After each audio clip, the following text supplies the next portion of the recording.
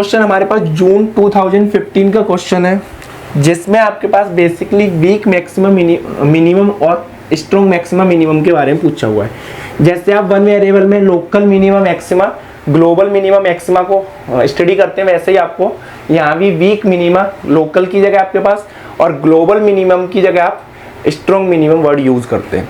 तो हमारे पास जो फंक्शनल गिवन है वो क्या गिवन है, I of y of x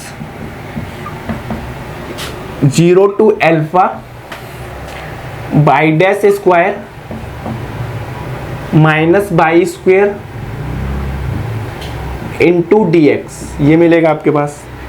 और आपके पास ये पासेस थ्रू हो रहा है 0,0, दैट इज आपके पास बाउंड्री कंडीशन है 0 पे 0 एंड अल्फा 0 से पास हो रहा है by eight alpha equals to 0, extremal इन से पास हो रहा है।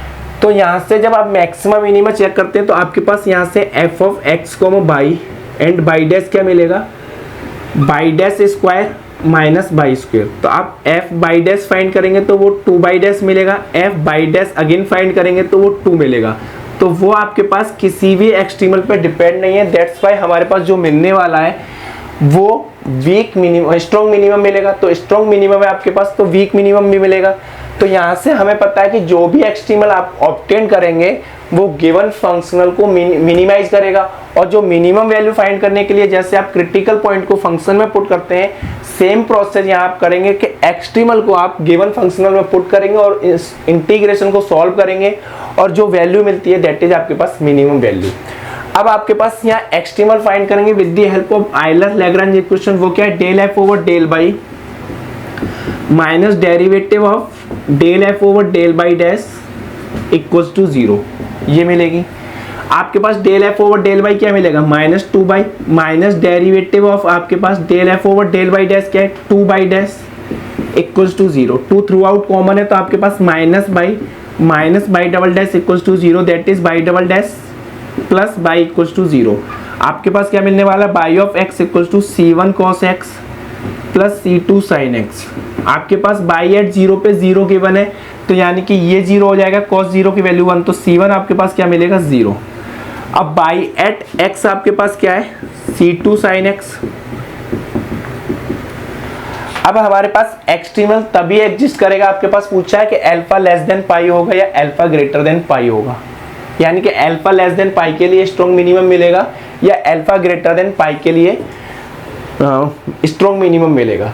तो जब भी हमारे पास फैमिली ऑफ एक्सट्रीमल फॉर्म होंगी तो यहाँ से आप C2 को आर्बिट्री कांस्टेंट देख के कभी भी ये डिसाइड नहीं करेंगे कि आपके पास गिवन वेरिएशनल प्रॉब्लम है वो हमेशा इनफाइनाइट एक्सट्रीमल एग्जिस्ट करेगी। इसके लिए आप सेंट्रल फील्ड या प्रॉपर फील्ड का डिसाइड करेंगे। अगर आपके पास सेंट्रल फील्ड या प्रॉपर फील्ड फॉर्म करेगी आपके पास जो भी गिवन फैमिली ऑफ एक्सट्रीमल है 1 पैरामीटर, तब आप बोलेंगे कि हमारे पास एक्सट्रीमल एग्जिस्ट करेगा। अगर प्रॉपर फील्ड ऑब्टेन करेगा तो आपके पास यूनिक एक्सट्रीमल एग्जिस्ट करेंगे। तो यहाँ से जब आप C2 sin x को जनरेट करेंगे इन डोमेन 0 to 2 पाई है, जो भी आपके पास डोमेन है, तो 0 से आपके पास ऑरिजिनेट होंगे, पाई पे फिर 0 देगा। तो सेंट्रल फील्ड फॉर्म करने के लिए आपके पास जो भी गिवन डोमेन में सिर्फ एक ही पॉइंट से ऑरिजिनेट होने चाहिए, यानी कि गिवन डोमेन में वो कहीं भी इंटरसेक्ट नहीं करने चाहिए। तो ये हमारे पास फील्ड तभी एग्जिस्ट करेगी सेंट्रल फील्ड जब आपके पास अल्फा की वैल्यू लेस देन पाई होगा। अगर अल्फा की वैल्यू लेस देन पाई है तो हमारे पास एक्सट्रीमल एग्जिस्ट करेंगे और वो लेस देन पाई के लिए एग्जिस्ट करेगा। और हमारे पास स्ट्रॉन्ग मिनिमा या मैक्सिमा कितने मिलने वाले हैं, आपके पास alpha is less than pi के लिए क्या मिलने वाला है, स्ट्रॉन्ग मिनिमम।